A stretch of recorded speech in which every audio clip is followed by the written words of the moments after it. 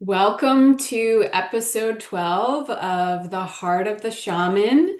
And this is Pavan and also Betty G. Morning. So today I'm super excited. We're talking about receptivity. Um, as a key to presence and flow, or in connection with presence and flow. And receptivity has been a big theme for this past month. It feels like that's going to continue to be a focal point for the month ahead. And I've definitely seen other healers out there and even some things in astrology that have also been pointing to paying attention to this. And we're talking about it from, as always, a shamanic perspective. And so before we started recording, one of the sort of like things that was coming up, maybe the strongest to me, and Betty pointed this out, is that intuition and feeling are really integral to being receptive. And these are also cornerstones of a more shamanic way of life and shamanic energies also. So oftentimes we discuss, okay, how can we drop into the heart space? How, like how can we orient ourselves in a way where we're more connected to our intuition? And this also connects us with the cycles out in nature, which are always a touchstone. This is always a shamanic touchstone. Actually, today, the photo I have behind me, I'll scoot over like a little bit for a second. This is so yesterday morning, I went with a friend to Sullivan's Island, which is one of the beaches and one of the islands in Charleston, South Carolina. And this was the path that was leading to the beach. So just really lush, really beautiful. It was a gorgeous day where, it was definitely like super warm, but not overly humid. So once I got to the end of the path, it's like, the skies opened up. It's almost like that, oh, like, you're like really feeling like everything is just shining down upon you. And, we got together for about 3 hours and this was Monday, so that's my one of my days off. And I really do make it a priority to do as much as I can outdoors.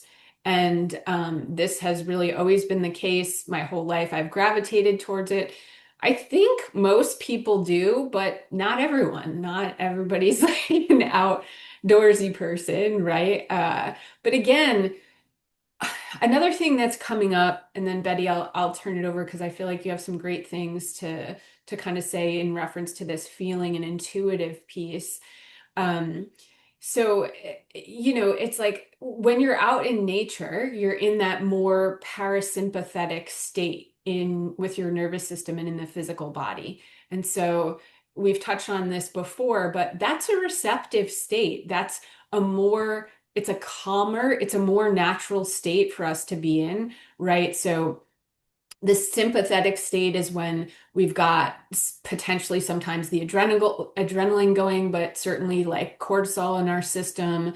And we might be on autopilot. We might be moving at a pace in our life that is just generally faster than what is in sync with our physical body, which again, like we can always get a pulse on that based on the rhythms in nature. And um, without opening up a Pandora's box on this, culturally, we are oriented in a way to be a little bit like frantic and to be a little bit oriented in the future or potentially worrying about things in the future. Or, it's like, okay, I have to do this later. I have to, plan this and do that. And it's taking our energy out of the present moment, and that also leads to maybe not feeling as grateful, this autopilot state. And then suddenly you're like, oh my gosh, where did the time go?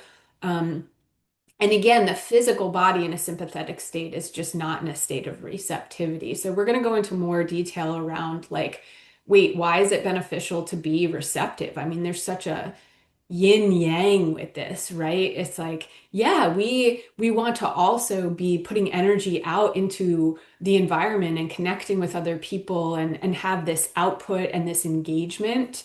But particularly for women, it tends to be trickier to be in that receptive space where we're really open to other people's offerings to us, just kind of like any energy that might be coming our way, being receptive to those possibilities and what all that is.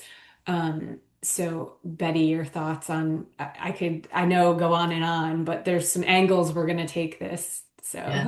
So. They, I think, you know, looking at the modern society, the priority has shifted away from the subtle signs from nature, the things that we should be noticing.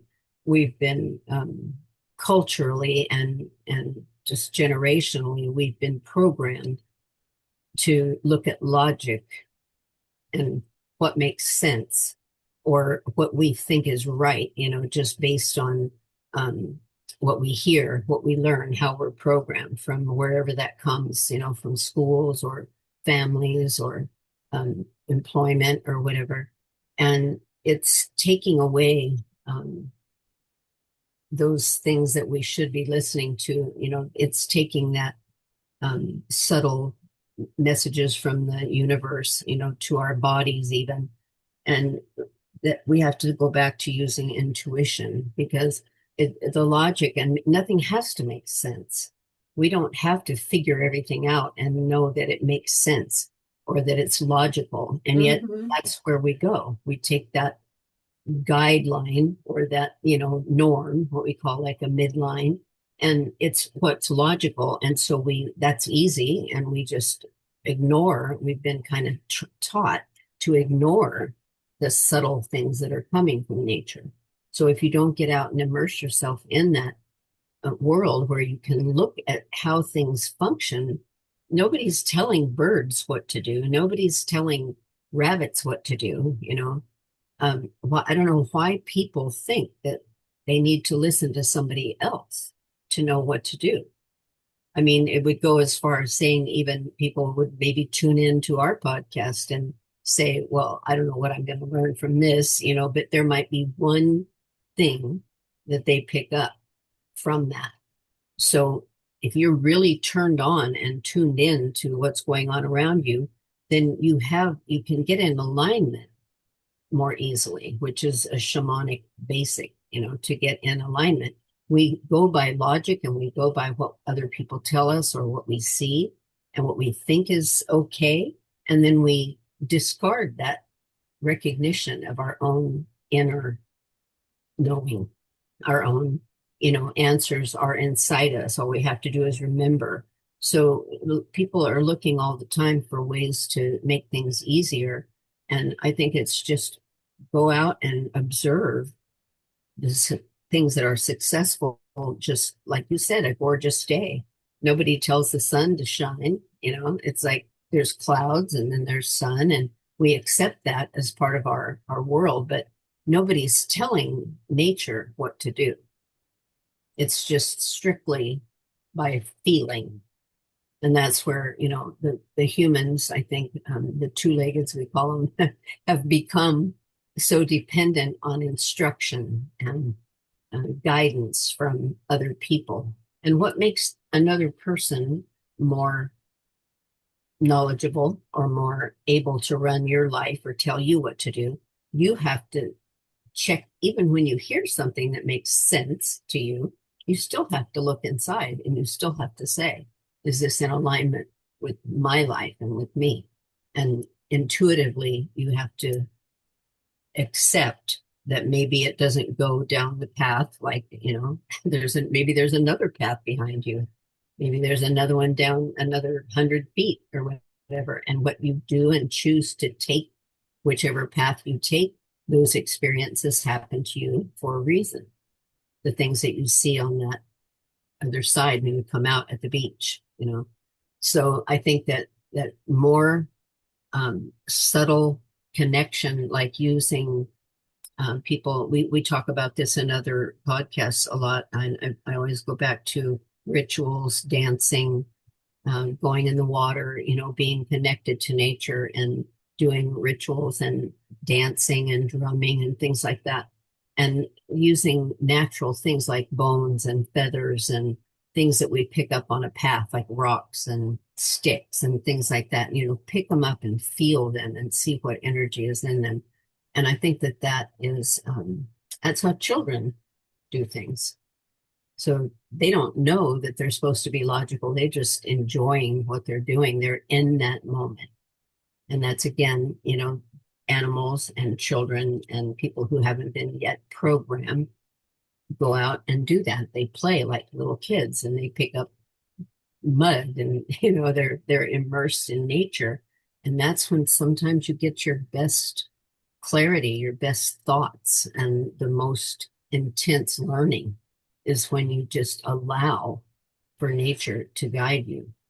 And I feel like the shamanic piece that we try to always incorporate is so simple, and unfortunately, and I've said this before, humans want to make everything difficult. They want to make it harder. They don't want to accept that it's simple. They think that you have to learn a lot or that you have to analyze things, and it's more natural to be open and receptive and to have opportunities, to have prosperity, abundance, all of the things that we are given in this life. If we're not open, it's like having a door and people pass the door by. If you don't open the door, then no one's going to come in your house, right? So it's the same principle. We just get like tunnel vision. We get like we have blinders on and we don't see what's going on around us. And I really feel like this is a very typical, probably a lot of people would resonate with this feeling, not knowing what to do. Yeah, and as you were talking, what was coming up too is, you know, so another shamanic concept is our personal power and our spiritual power, and not giving our power away is, it's a choice, but really important if we are wanting to live a life where we are more sort of like aware of our experience, or we're interested in growth, or just, again, like really being present. And I was sharing with Betty before we got started that this past month at work, the book that we chose to read was Mindfulness for Women. The Mhm. first name of the woman's escaping me in the moment, but her last name is Chapman, so you can look it up. It's just a very like it's got basic tools on mindfulness, but the part and some really good fundamental I would say teachings. There's a lot of Buddhist emphasis in there as well.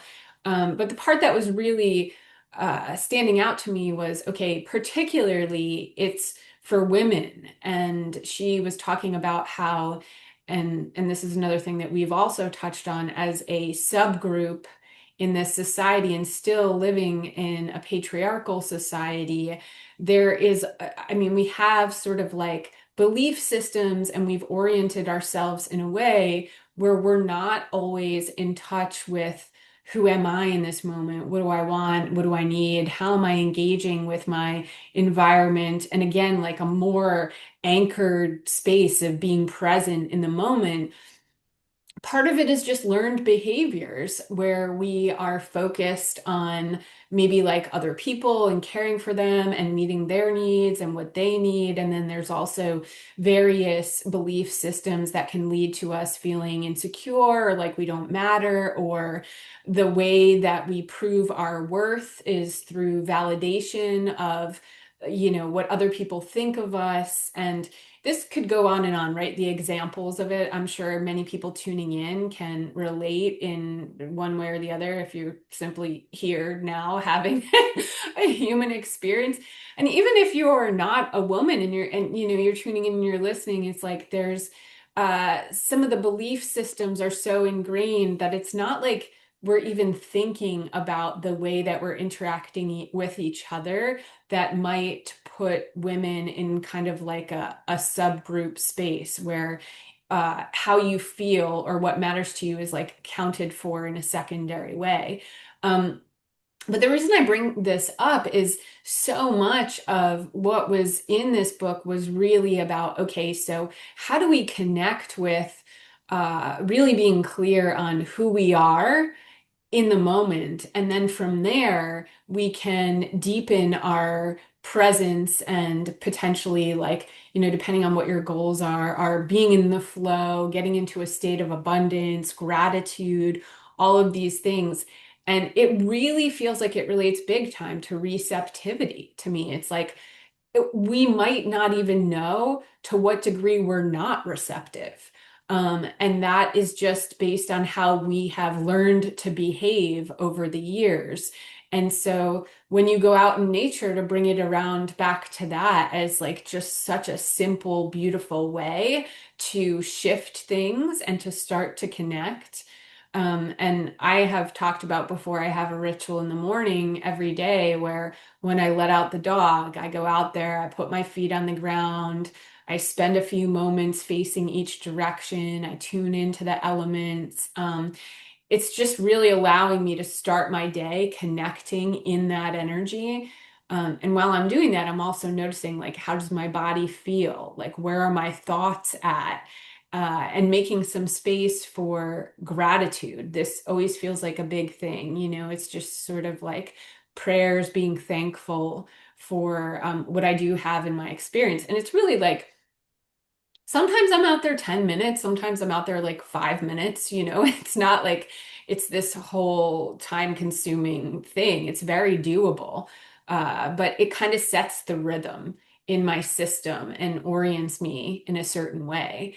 And so this is a great way to start to get more in touch with like yourself, how you feel, and to make some space. I think it's kind of required to have a little bit of discipline to make space, to be receptive, to be open to it. It's again, if we're kind of in this parasympathetic state all the time and we're kind of like, operating really quickly. And, I'm from New York and I even these days, the energy is so fast paced there. It's not like that is no longer a part of who I am. I mean, I've been in Charleston, South Carolina for 10 years, and the pace of living is slower here. I value that. I feel like it gives you a little more space to take a breath and to orient yourself. But I still feel I need a lot of discipline to create the space to be receptive in my life. And I still have that like New Yorker piece crop up where suddenly I'll realize like I'm talking very fast or I'm walking really fast or it's like it crops up in all these different sort of autopilot ways, but it's always like very fast is always a part of it. The energy, oh, my mind suddenly is very fast on the thing, and that is just the pulse of that part of the country. It's not obviously just about location. We can certainly experience this in different places, but a couple weeks ago, I went on vacation to the mountains of Western North Carolina, and it's like there's not a lot going on there, and nature is overwhelmingly what your focus is going to be. So it's drastically different how I feel in my body, how present and receptive I am. Like, granted, I was on a vacation, right? So it's it's a different pace of things. It's a different than my typical routine, but I felt so refreshed, so immersed in nature. Naturally, digital detox, not staying up really late, out there doing things, engaging every day. We saw elk, we rode our bikes down to the river, we tubed through the river. I mean, so you just, getting that frequency and the feedback of the environment, it's just really, really powerful. But again, like I think that there could be a space where we could even be a little hard on ourselves sometimes. Like, why can't I just be more present or slow things down or be more receptive? Like, I'll turn it over in just a second. I'm thinking like what's coming now is like, well, why is it valuable to be receptive?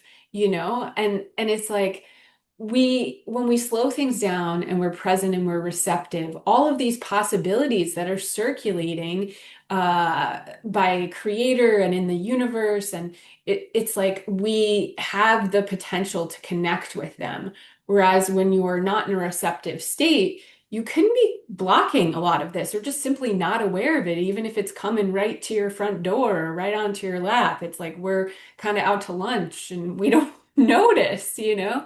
So, what's really such a gift in that is, well, from a shamanic perspective with the four communities, right? Like maybe someone else you're connected to has some offering for you, but if you're not in a receptive space, you might not make the space to, I don't know, meet with them or to have the conversation long enough to get to that point or, something like that. And then with spirit and your spirit guides, and, it's like oftentimes getting in a space that's a little more quiet and meditative is where we're going to really connect with that guidance. So that's another angle of the receptivity, um, for ourselves, our higher self, like if we're really honed in, maybe we can connect with our higher self even when we're, you know, operating in sort of like a faster, slightly less present way. But a lot of times it's when you slow down, you drop into the heart space, things get deeper. This is when we're able to hear our higher self, to be inspired by something, to know what the next step is. And again, like the earth and nature is that other community. So definitely being out in nature, let alone it's a gift because we see the cycles, we experience them, we feel them, the rhythms. We have the example of, like Betty was saying, the birds, the rabbits, they know what to do. You can just be out there relaxing and observe some things that I know yesterday, when I went to the beach, actually, this is a good example, but we've had a lot of rain here as a result of one of the hurricanes that was out in the Atlantic the last couple of days. And so I got to the end of the path and it was flooded in a lot of places, the beach, but it was also like a gorgeous day. And it was sort of like the aftermath from the flooding and the storm was apparent. It actually took me a while to find a parking space because a lot of the side roads where you park were flooded as well. But it was also a beautiful sunny day. And so there was this feeling of like the not just the calm after the storm, but like a cleansing and a purification. And I even had this feeling of like, everything changes. This too shall pass, like there were some of the flooding, it's not as much destruction as, of course, some other storms more recently, but like, it caused some damage. But ultimately, here I am in a day on the other side of it. And it's like the sun's shining, the birds are out, everything continues. The waves have calmed down, you can go in the water. So I actually did have a lot of sort of like information coming to me in a subtle way that was very like calming, validating, like, yeah, this is true. Like everything continues to shift. Just really powerful.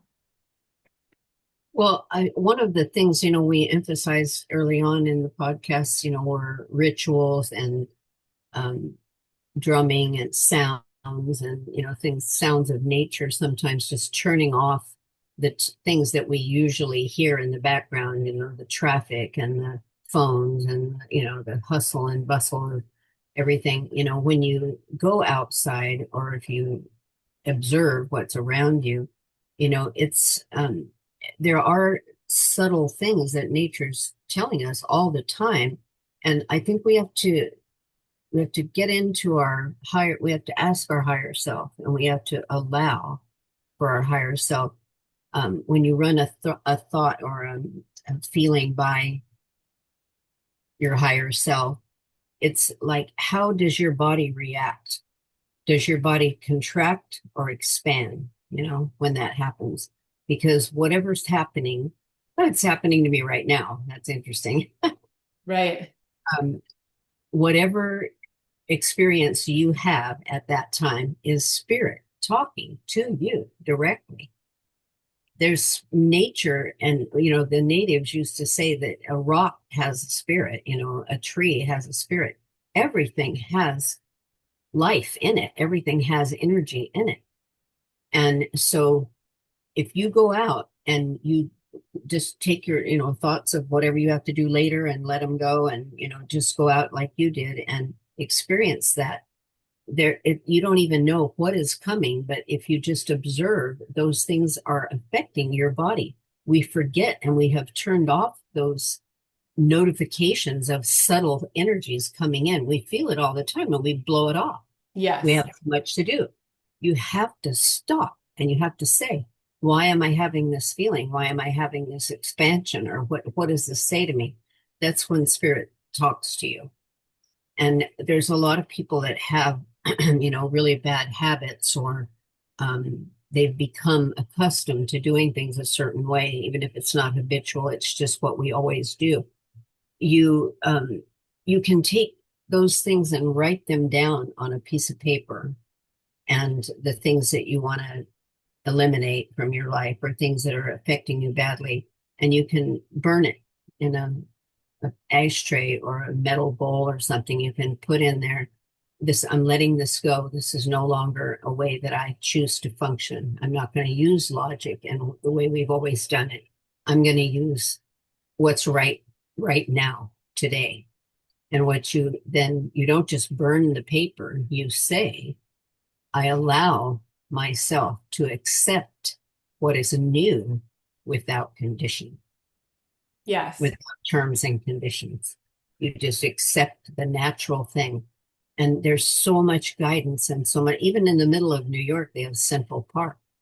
I mean, it's a park. It's one of the Right. biggest parks in the world, and everybody goes there because they want to get away from the concrete. They want to see the trees and they want to sit on the grass. And think how many people migrate to that spot, right? So it's what humans instinctively or intuitively want to do. Is your body longs to feel the breeze and the water and the grass and watch the trees and the clouds, and there's so much beauty. Once you start letting go of those things, there's no reason that we keep them. There's no reason. There's absolutely, it's just programming. It's just programming. Yeah, and there's a lot. I mean, just when we give it a moment and you're relaxed, there's just so much opportunity there. I mean, I feel like we don't recognize that the state we're operating in is typically like kind of, contracted, and like we're a little bit like harsh in the body and the way that we hold the body and the holding patterns, and like it's kind of like we're bracing ourselves through life, you know? Well, And you can then watch yeah, it when in animals or little kids at how they, when some is going to get a shot, yeah, they go to the side or like, and they know already they don't want that, right? And yeah, it's like when you recognize that and acknowledge that in yourself, it's like your inner guidance. It's like your GPS that's in your body. It guides you which way to go and what to do and how to do it. And if we just realize that we have control, we don't have to rely on some external thing. We have control. We are in control. The part of us that's spiritual is overseeing everything that this body does. This is our avatar. This is where we are in this body for a duration of time, and right. we have to use it. And So you have wouldn't to go ahead. Yeah, well, what that's making me think of is, wouldn't you rather want to be aware of kind of like the journey of your soul and what you are choosing to have unfold than, like, so yeah, our spirit, or, our soul, whichever word you want to use, like that deeper experience and what's being orchestrated. Like, doesn't it feel better to have a pulse on that and be kind of like in on what that is, than to have it running underneath and it's operating, it's happening regardless.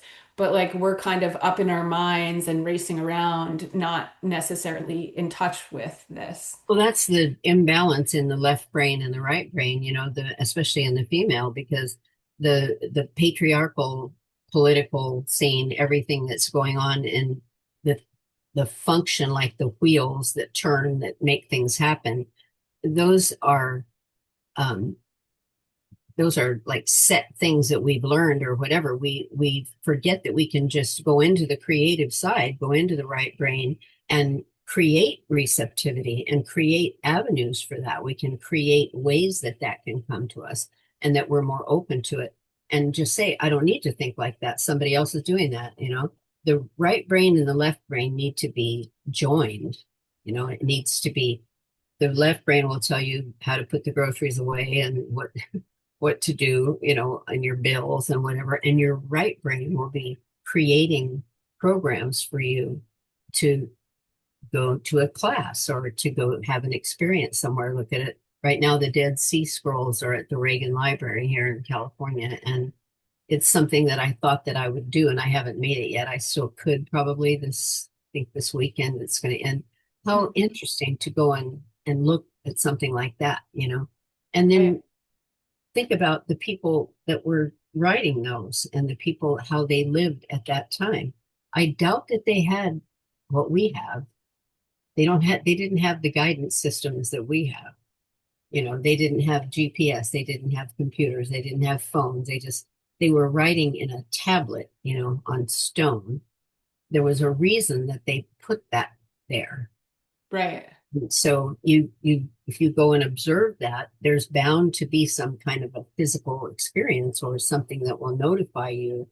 Let your higher self will look at this and you'll be able to get the message that you need from looking at something like that.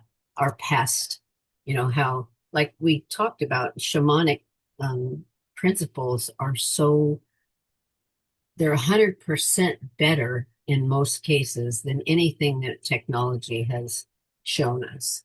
I mean, yes, we have monumental things going on in space, and things that I never thought that I would see happen in my lifetime have happened. But when you go back to the birds and you go back to the fish that pretty much hasn't changed. They're still going by the way that they have always functioned, but maybe the environment has changed and how they function, but you'll still see a bird find a place, even in a skyscraper. They'll find a balcony somewhere and they'll put a nest there and they will bring their babies into the world. And I've seen that, in Mexico, there was a dove that had a nest and it was raining really hard in San Miguel when Tracy and I were there. It was just pouring, and there was a little eave that stuck out across from our hotel on another building, and the male came and put his wings over the nest and the female and just sat there and let the rain go on him and not on the babies. Uh, And it yeah. was like, nature finds a way. There's two of them. First of all, there's usually a pair of doves or birds, or like eagles. I've been watching the eagles here that were hatched in a nest that they have a camera on. And you look at this rustic thing that they make. That's okay. They're okay with it. Life Hmm. goes on. They bring those young into the world, and that bird was protecting her, and it was so adorable, just the way he was looking around. And his body repelled the water, but he didn't want the nest to get wet. So Right. nature finds a way. And if we emulate those shamanic principles and look inside for answers, talk to our bodies, and ask what we're supposed to recognize when we have those feelings. And I feel, that less is more. That's my thing this year. I think less is more. Do less. Yeah. Just let things fall into place organically, and don't try to control too much. Because while you're trying to control something and put it in a box, someone over here has the answer and they're standing there holding it, passing it to you, and you're not even seeing it. Exactly. So we have to observe our own reaction to things and say, this is important and this is not. We file it away. If it's something we need to keep and examine, then we look at it. But for most, I think most women, we rely on um, the patriarchal or the male um, blueprint, the pattern that they set, like in business, and there's so many brilliant women that have done things in the past and still are doing that. It shouldn't be like when you were talking earlier, it shouldn't be based on male and female. It should be whoever can do the task, you know, like when Right. I talked about children, when you tell your kids, when you just wait till your dad gets home, you're gonna get spanked. It's like, no, you discipline your child. You don't make them afraid of their dad. You don't make him the bad guy. You discipline your children. My daughter would say, "Don't tell daddy." And I'd say, "No, I tell daddy everything. Daddy needs to know what you do and who you are." And she would say, "Oh," she would let me tell him. There's something to that when you make a child or children or people afraid of a male, that's like they're the disciplinary. They don't have to, but they do things like I've seen recently where they test the child. If the dad hits the mom, a little boy will stand up to his dad. He'll go and hit him and, "Don't you hurt mommy." Like there's an interesting take from that. Like you you feel like boys should be stronger and girls are weaker, and that's not necessarily true. Well, and even like you were saying earlier in this example, there's this implication that you have to defer to like the husband or the father. And so, Stronger. Yeah. granted, I mean, I think not, everyone has their own approach, so this may not fit for everyone, certainly, or how you're doing things, but this is still a mindset. Like, okay, well, I like don't have enough sovereignty or am not empowered enough or whatever to Yeah. just kind of like deal with this in the moment. And we're all on there's equanimity, we're all on an equal sort of like playing field. It's instead it's like, okay, well, I have to defer to him, or you have to ask him, like ask your dad, like I don't have the authority, or Right. it's different obviously if you're just checking in or something, but It affects yeah. patterns and mindsets and programming and culturally, how that goes. And, if there's not a strong male presence in the life, then usually there's a strong female and I'm going to bring this to people's attention. When you see a football team, like you can see 20 people on a camera going by, and how many of them say, "Hi, Dad." What do they say? "Hi, Mom." Yeah, Every yeah, single one. yeah. They will not ever say, "Thanks, Mom and Dad," or "Thanks, Dad." It's always their mom. So the strength is there, and the admiration and the respect is there. And so I think that women in the maternal role should show their boys that that's okay, that women are strong, and that women, are going to help you and back you, and not teach them that there's any kind of difference in the authority or in the respect that you show for both, but I mean, I've always found that interesting that, the guys, maybe their dad was at every game coaching them and showing them how to throw the ball and everything, but they're always like giving their mom credit, right? Right. That's maternal note is always there. and and the receptivity, like, to success. We're teaching children, that's teaching your boys that they can succeed and that they are successful and that they can receive abundance and fame and everything. But Well, and I think everyone has what their personal life looks like, right? So certainly like, whether it's raising your kids or if it's interacting with your spouse or your family, or yes, like be who you are and be nurturing and in service and supportive and all of these things when they are a part of the sphere. But also, part of I guess what I'm wanting to emphasize is know who you are and make space for yourself and create that balance. And because the society is still oriented in a way that is favoring like the male roles, it's kind of like we do need to make it a priority. It has to be a conscious effort and a priority to make this space for hey, like, what do I want? What do I need? I matter. Just doing something for yourself, going with your friend to the beach for a few hours, like, having some time for a meditation, whatever any of that looks like, it's not having kind of like your own identity and experience squeezed out of the equation. Because if that's the case, yeah, there's an imbalance in flow. There's only so much that you can be receptive in your experience. And then we're going to be more in the mind and we're going to be kind of oriented on other and the future and these sorts of things that don't anchor us in that way that, if we're wanting to really be connected to our spirit and some of these deeper themes again, and like what that mission is and what our innate talents and gifts are, it does require being able to tune in and have the space to do so. So I also was thinking, I'll just share this, but I've shared before that part of my morning ritual is going outside and putting my feet on the earth for those few minutes and sort of like what I go through with that.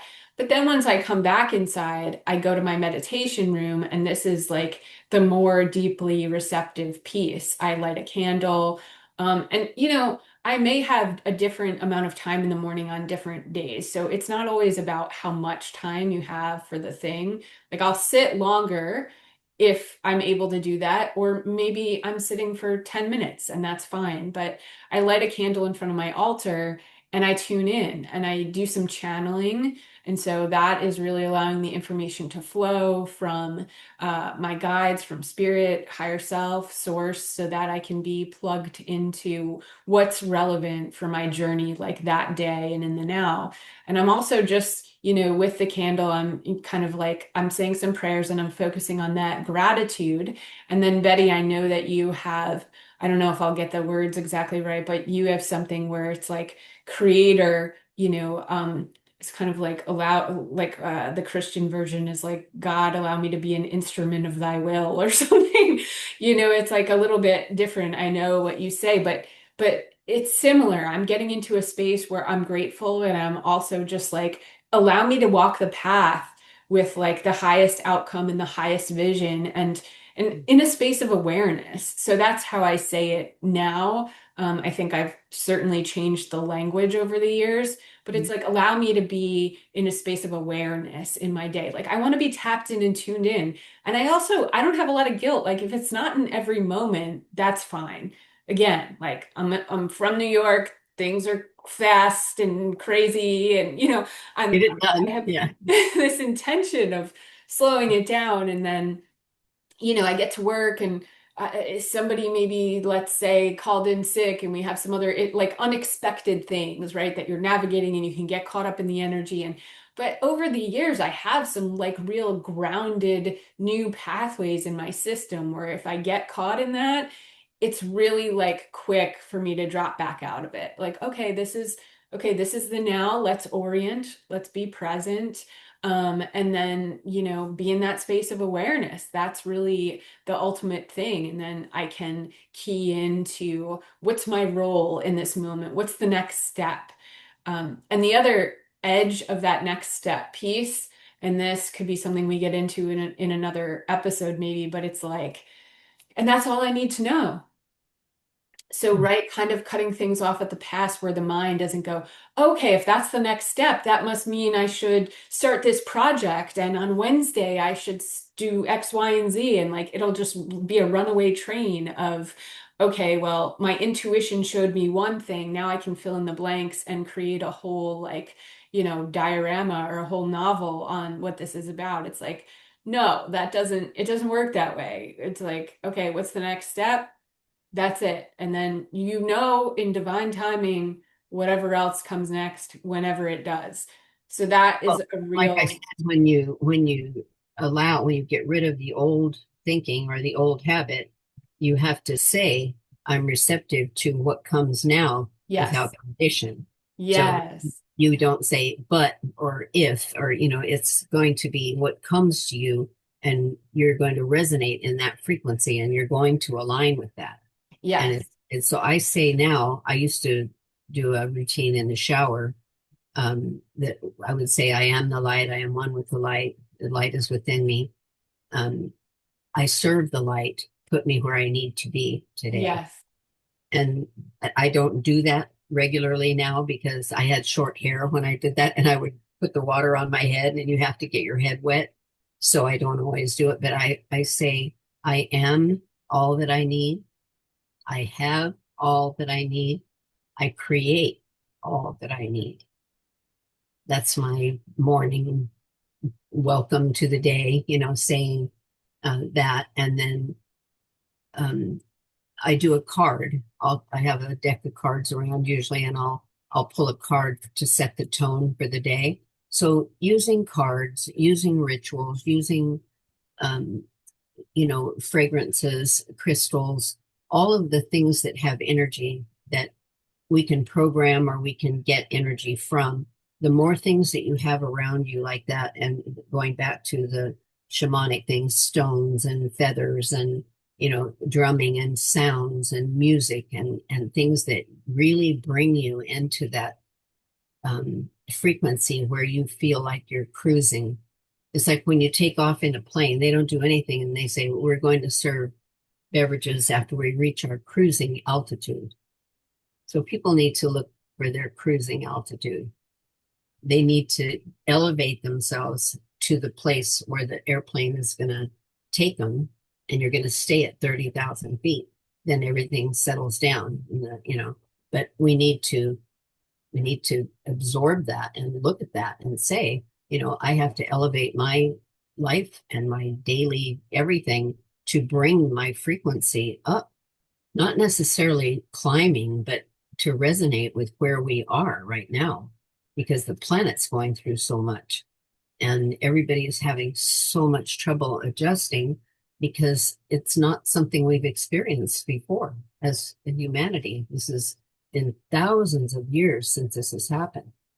And so a lot of this is not even necessary to acknowledge. We can observe it and let it go. It's just an illusion. It's something that's going by us like in a windstorm, big things might come. There's usually just dust. There might be something big that's going to hit you. You have to observe, but you don't have to let every single thing that's happening affect you personally. A lot of this is just chaos, and it's all got to settle down before we're going to have peace, before we're going to have a better way of like a circular life, recycling everything and cleaning up the Yes. planet and all of the things that we can do to help nature get back to her normal, to her balance, to where everything is functioning the way it's intended to, with the yin and yang, with that's just balance, And I feel like the way that we we observe so much, we need to turn off, tune out all of the stuff that feels negative, like static. If there's something that's on in the background, turn it off. Don't listen to it. Don't absorb that negativity. Just look at the things that you can handle and do the things that keep you close to this premise of making it simple, keeping it simple, and opening up to the things that come. It's like a hallway that I see when I'm doing readings. There's always this hallway with doors. And what if you don't open any door? If you go down that hall, you're supposed to be looking in those doors and then deciding if you're going to go in and then immerse yourself in whatever's experiencing your soul is going to experience, or if you go down the hall and you go in another door. But if you never open doors, you're not going to receive the lessons. You're not going to get the information that you need to navigate through this matrix, through this game that we're playing. Right. And I feel like that's the slowing down and the receptivity. And also, I think there's a little bit of a what do I want to call it? Like you could be thinking, okay, this is great, and maybe I'll try the morning ritual or to like get outside more or a walk on my lunch break or whatever these details look like, which absolutely do whatever you can do. But there tends to be a little bit of a mindset, like if you have a job where it's like a certain amount of hours and these are the things that I need to get done, or these are the responsibilities or the ways that I need to engage, like whatever all that looks like. Um, it tends to still be like, okay, in these instances, I feel like I have to favor this more sort of autopilot or like mind, like faster oriented energy. But the truth is, like, you will not believe how productive you can be when you slow things down in that area as well. And I mean, certainly by now, this is proven. There's statistics on, certainly companies that are a little bit more innovative with how they allow mindfulness or meditation or breaks or how these cultures at different companies are changing. It's based on they see that people can be more productive when not only there's breaks, but you're able to slow down and tune in.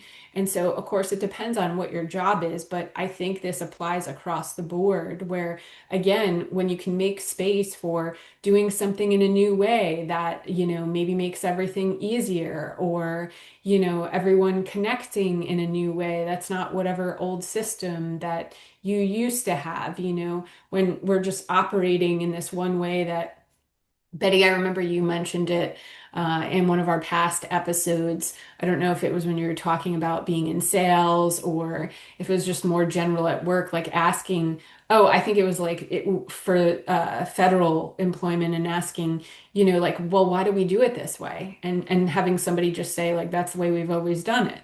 Well, it's kind of Change it. like a ridiculous answer in a way, but it's also like, okay, well, everybody is just kind of on their hamster wheel and they're following whatever the procedure is. And again, when things slow down a little and there's space for the new energy, the creative energy, and you get into that receptive flow state, I really think the flow and the presence is so kind of like a part of that receptive space. Then that's where, oh, wow, we can do this instead. And it could shift the profits. It could shift the quality of life for everyone. So this is a known I think thing it's at this relative point. to, isn't it just though, um, relative to how you make things happen when you want something. If you don't want something, if you're just having to do mundane, routine things, you don't want that necessarily, but you go through it like drudgery. You just habitually go through your day like a bus driver that has to turn a certain way every day, that same turn. It's all relative to how much you want. If there's tickets for a concert and you have to finish your job to get out of there, to drive somewhere to go see that person, that will motivate you to make what you're doing happen faster. You'll figure out a way to make that happen if you want that badly enough. So I think the key is wanting what's best for our experience, what wanting to be more receptive to lessons, to all the things that come our way, being receptive and wanting to be receptive. Because when you want to do something badly enough, you make it happen. Like You're when you're not in going on a camping resistance. trip, you pack everything, you work late, you get everything from the market, you go, and you make it happen, right? Yeah, But we don't look at things like that. We look at things as I have to do this and I don't have to do that. But right. this is something where you have to want to be receptive. If you So, are in resistance to anything, that's like the opposite of being receptive, right? right, And it's making me think, new clients who come to see me these days, and it's come a long way in the past couple of decades. So things have definitely changed more recently.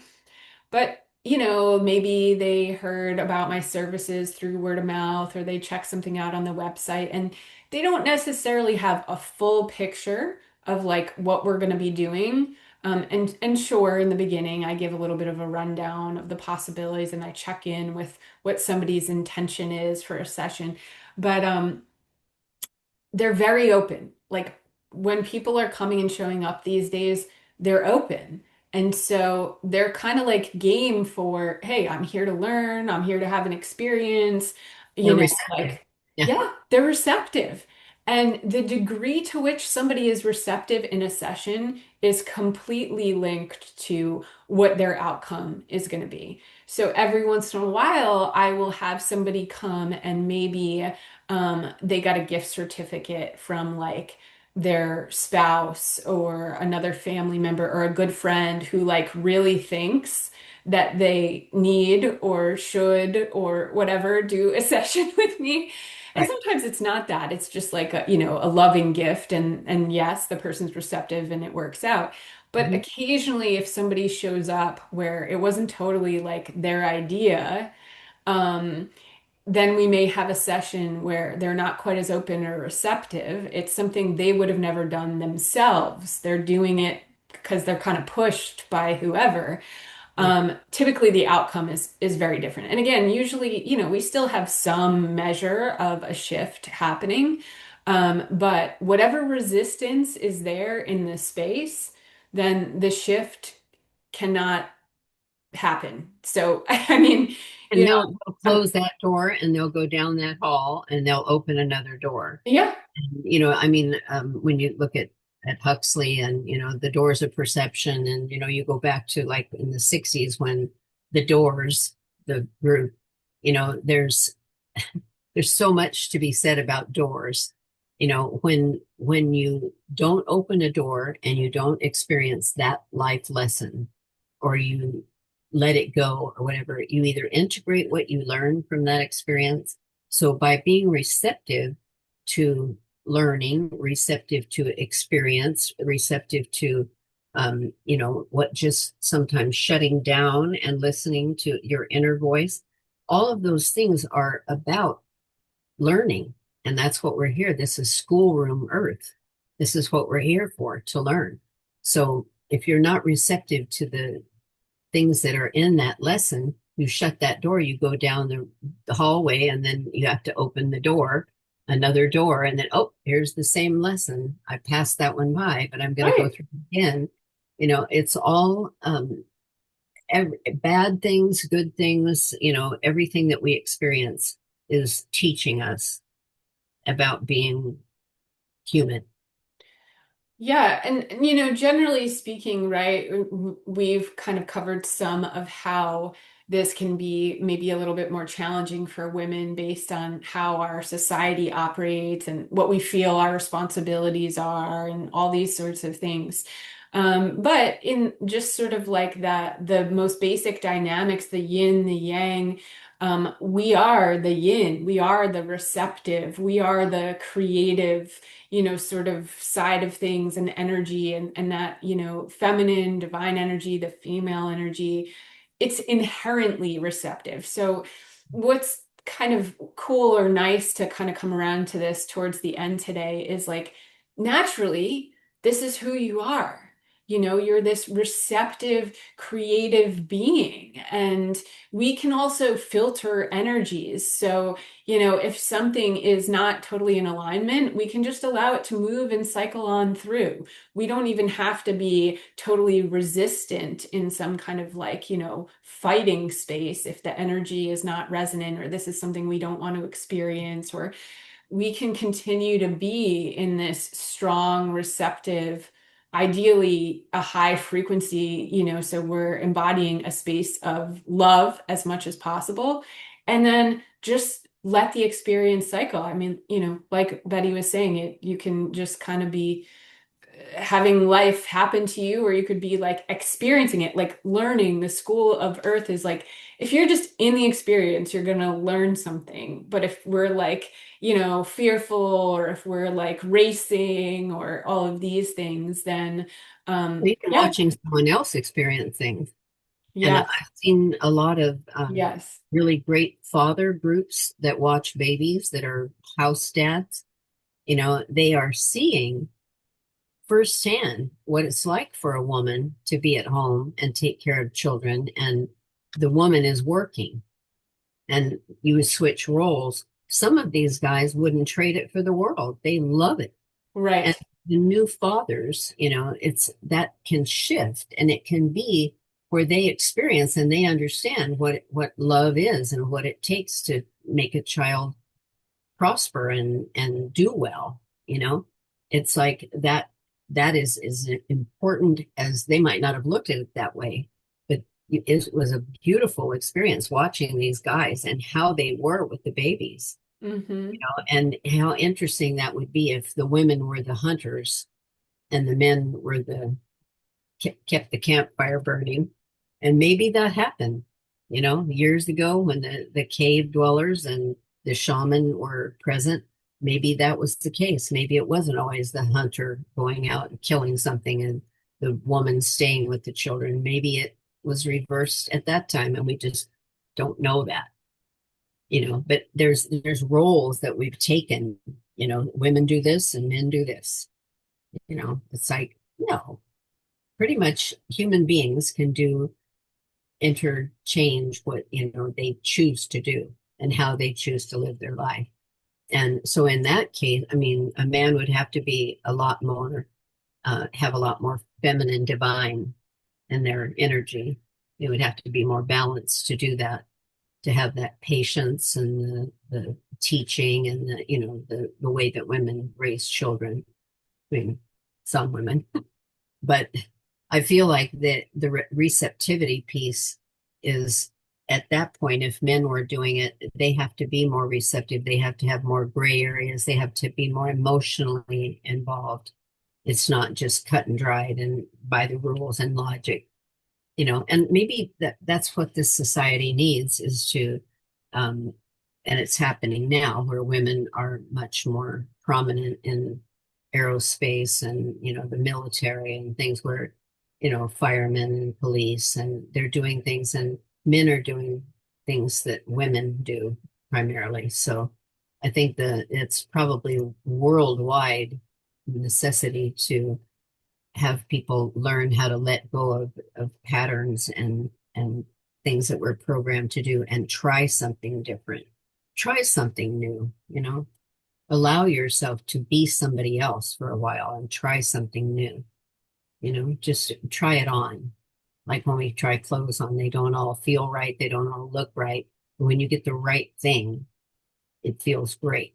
So it's the same thing with experiences. If we try things on and see how we feel, maybe that's a frequency that we can ride in for a little while, Yeah, So and I feel like, right, things are obviously not always easy. We all experience suffering and hard times as well. And even in these instances, being in a receptive space, I can say from my personal experience is uh, a better experience with maybe like a better outcome than being in a space of resistance, which can be very challenging if something is painful or, again, if we're experiencing suffering to whatever degree. But when you're in the receptive space, you're receptive to not only like the blessings of life, but also lessons. So, sometimes it's a hard lesson or growth, right? Like growth always has to do with like out of our comfort zone and new territory and transformation. And so a lot of times transformations also are connected to big shifts in life. Like it could be connected to like a death or a new career or moving or a divorce or like all of these kinds of things. And so, but again, the blessings, the lessons, the growth, the transformation, do we want to really like be here present in our life and like experience all of this? And there's some real expansion and some soul growth that happens as a result of that. Or sometimes we can find ourselves in a more kind of like contracted, fearful, kind of space where we're resisting things. And this is also, there's no judgment there. I mean, we all have that experience. Like it's the human experience where, we're all going to have times of being afraid or resisting something. but just, being a space where we're open to maybe easing it up a little bit or, shifting that, or again, the space of awareness, noticing that that's what you're doing or that's what's happening. It allows the opportunity to then move into the receptive space and to have a different experience. So, I don't know, as I'm saying it like that, I feel like that it's really been hugely transformative, for myself in my own life over the years. And has led to actually a much calmer state of being also, which we all know it's not fun feeling not just contracted, but potentially like anxious in your body, like emotional, kind of frenetic energy or, frenetic thoughts. All of these things are like pretty uncomfortable. So, being able to create some shifts through your daily rituals, routines, mantras, things that are creating new ways of thinking and being, and in touch with our intuition and with the way we feel over time, it essentially shifts who we are. I mean, I feel like I'm a vastly different person than I was a year ago, let alone like a decade ago or more. And most of us obviously experience growth to some degree, but it's like, are we embracing it or is it just whatever happens to get through the resistance? Mhm.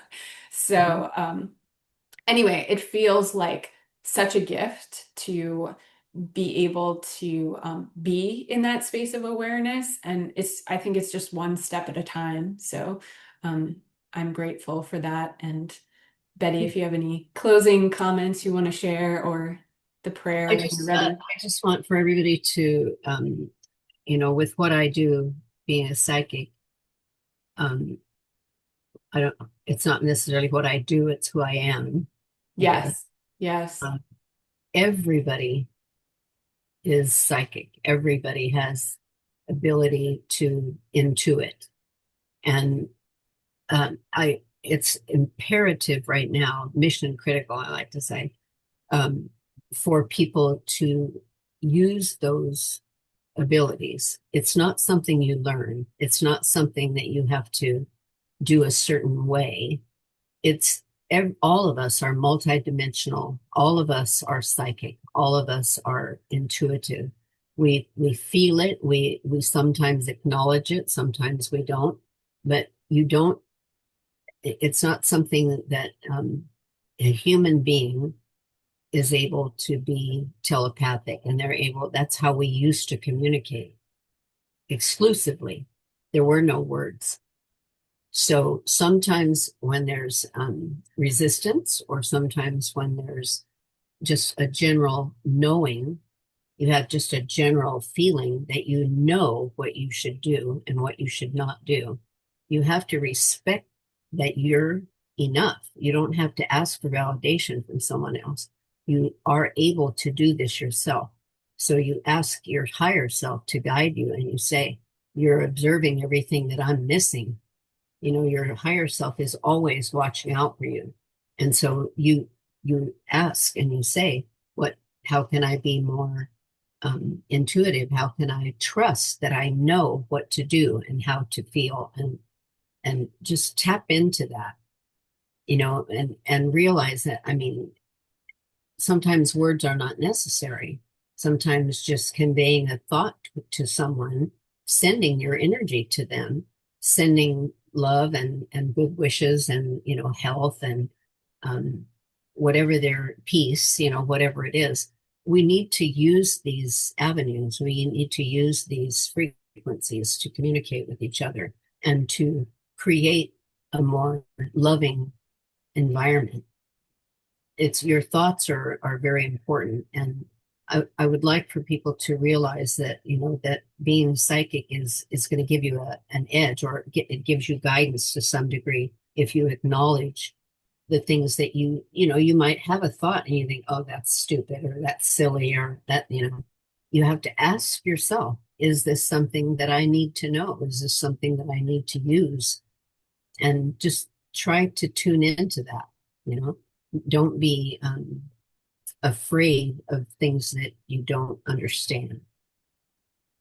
Just if there's something coming your way, the experience is maybe going to be amazing, good or bad. It's going to help you. You're going to grow and welcome those things and start really thinking about um, a heart-centered, basic, loving way of looking at things without judgment, without conditions.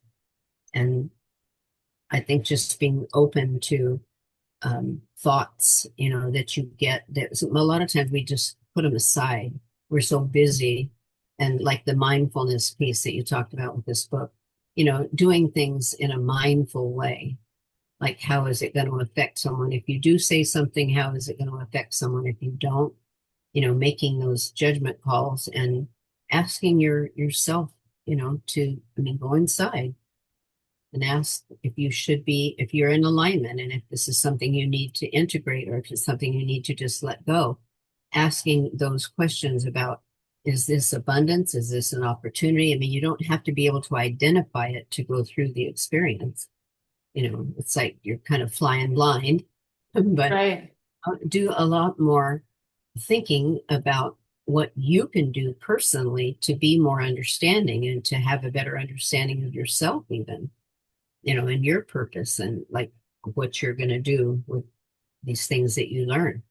So I just wish that everyone gets in tune and in touch, tapping into this multidimensional being that you are and accepting the things that come your way, not questioning them, just go through the experience and evaluate it later. Yeah. So thank you for that. I also want to say that this is our 12th episode. And Yeah. so we've been doing this for a year, and our next month, our podcast episode is going to be an anniversary episode where we're going to change a few things up. Um, a couple of times I wanted to bring through the drum and we wanted to bring through some of these shamanic tones and frequencies, and we had some technical difficulties with the settings for that and the sound coming through correctly. But I do have a new microphone and I've been able to set that up with some of my virtual sessions. And so I believe it's going to translate to the podcast. So we'll be able to do some of these meditations opening in the sessions. We're going to be channeling some more information going forward.